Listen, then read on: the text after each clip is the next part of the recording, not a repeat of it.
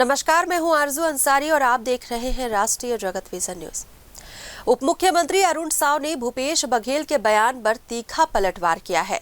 उन्होंने कहा कि अपने 5 साल के कार्यकाल में 5 किलोमीटर सड़क तक नहीं बना पाने वाले भूपेश बघेल अब झूठ की सड़क बनाकर राजनीति कर रहे हैं।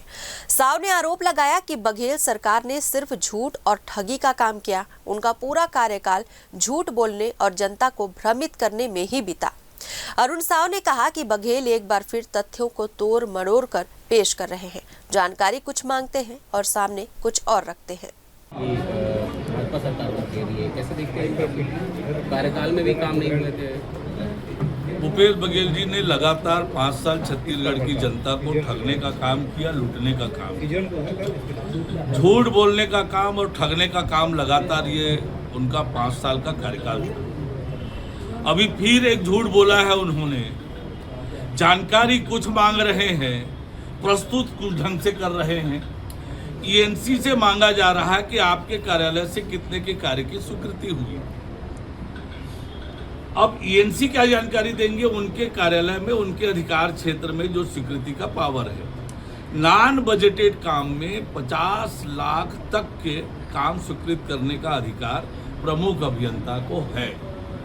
और ये कह रहे हैं कि अरुण साव ने अपने मंत्री बनने के बाद 1.5 साल में इतने का काम स्वीकृत किया।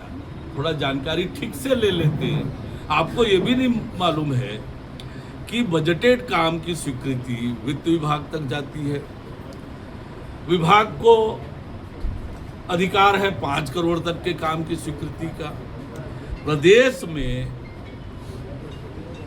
हमारी सरकार बनने के बाद 2023-24 यानी 3 महीना, 24-25 पूरा 12 महीना और अभी 25-26 4 महीना, इस तरह से 1 साल और 7 महीने में 712 कामों की स्वीकृति, 4500 करोड़ के करीब की स्वीकृति राज्य शासन से लोक निर्माण विभाग को हुई।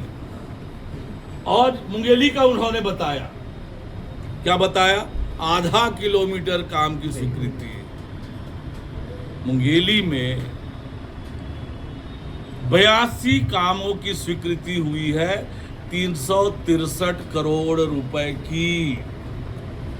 ये आपकी सरकार नहीं है भूपेश बघेल जी, ये विष्णु का सुशासन है, भारतीय जनता पार्टी की सरकार है।